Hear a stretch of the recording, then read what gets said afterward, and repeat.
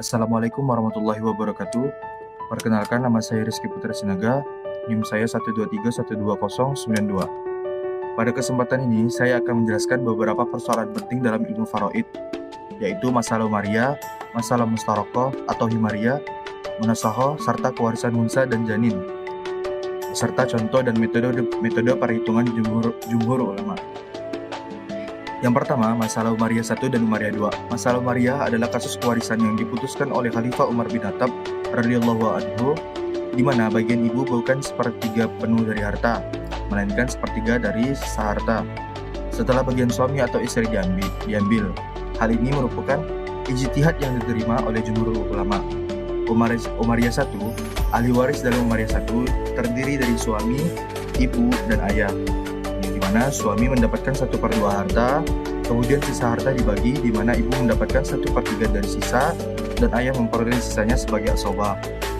Nah, contohnya, jika harta warisan berjumlah 12, maka suami mendapat sisa, yaitu 6. Ibu mendapatkan 1/3 dari 6, yaitu 2. Ayah memperoleh sisa, yaitu 4. Nah, Umayyah 2, sedangkan Umayyah 2 terdiri dari istri, ibu, dan ayah. Istri mendapat 1/4, ibu mendapatkan 1/3 dari sisa, dan ayah memperoleh sisanya. Contohnya harta 12. Istri mendapat 3, sisa 9. Ibu mendapat 1/3 dari 9, yaitu 3. Ayah mendapat sisa 3. Nah, analisis perbedaan utama Umayyah 1 dan 2 terletak pada jenis pasangan pewaris, yaitu suami atau istri, yang berpengaruh pada besar kecilnya sisa harta. Namun prinsip ibu mendapat 1/3 sisa tetap sama. Nah, selanjutnya yang kedua, masalah mustaraqah atau himariyah. Kasus ini disebut mustaraqah atau himariyah karena saudara sekandung disatukan pembagiannya dengan saudara seibu, tidak dibedakan antara laki-laki dan perempuan. Nah, kasusnya di sini, ahli waris terdiri dari suami, ibu, 2 saudara seibu, dan 2 saudara sekandung.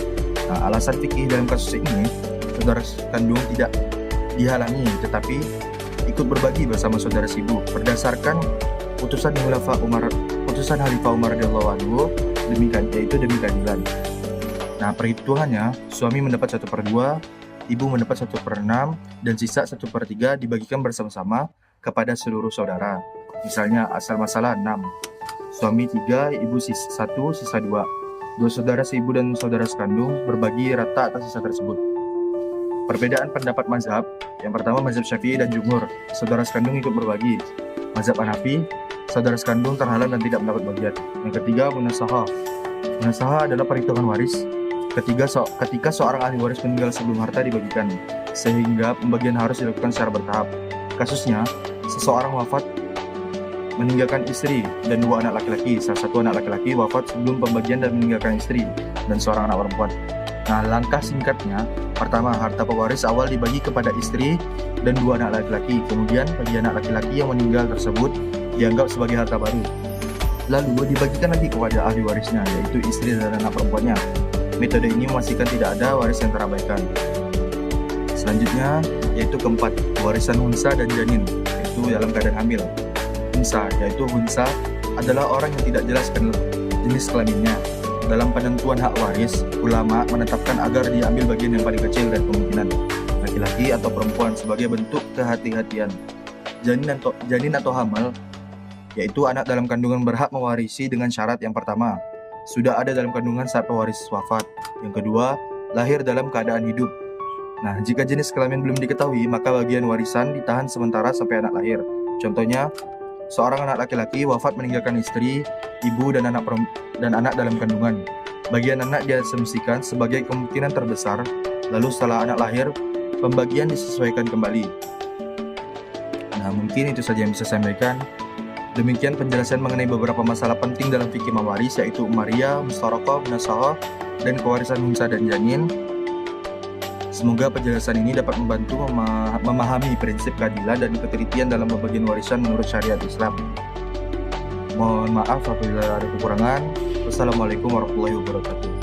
Assalamualaikum warahmatullahi wabarakatuh. Di sini saya akan melanjutkan penjelasan memahami rat dan aul dalam waris Islam. Nah, jadi aul terjadi ketika total bagian ahli waris melebihi satu. Contohnya, seorang suami, 2 saudara perempuan sekandung dan ibu. Suami dapat 1/2, 2 saudara perempuan dapat 2/3, dan ibu mendapat 1/6. Nah, jika dijumlah 1/2 tambah 2/3 tambah 1/6, maka sama dengan 13/6, lebih dari 1. Maka dilakukan aul, semua bagian disesuaikan dengan penyebut baru yaitu 13. Jadi suami sama dengan 6/13, saudara perempuan 4/13, ibu 3/13. Ini menjaga prinsip keadilan tanpa mengurangi hak tetap ahli waris. Nah, selanjutnya menjelaskan rot. Nah, sebaliknya, rot terjadi bila total bagian kurang dari 1 dan tidak ada ahli waris, asobah atau pewaris sisa. Nah, contoh kasusnya hanya ada anak perempuan dan ibu. Anak perempuan mendapat 1/2, ibu mendapat 1/6. Nah, total sama dengan 2/3, yaitu sisanya 1/3. Karena tidak ada asobah, sisa itu dikembalikan rot kepada mereka sesuai rasio awal. Anak perempuan tambahan 1/4, jadi 3/4. Ibu tambahan 1/12, jadi 1/4. Tapi perlu dicatat, istri tidak mendapat rot menurut mayoritas ulama karena posisinya sebagai zawul al-furud yang tidak boleh menerima sisa.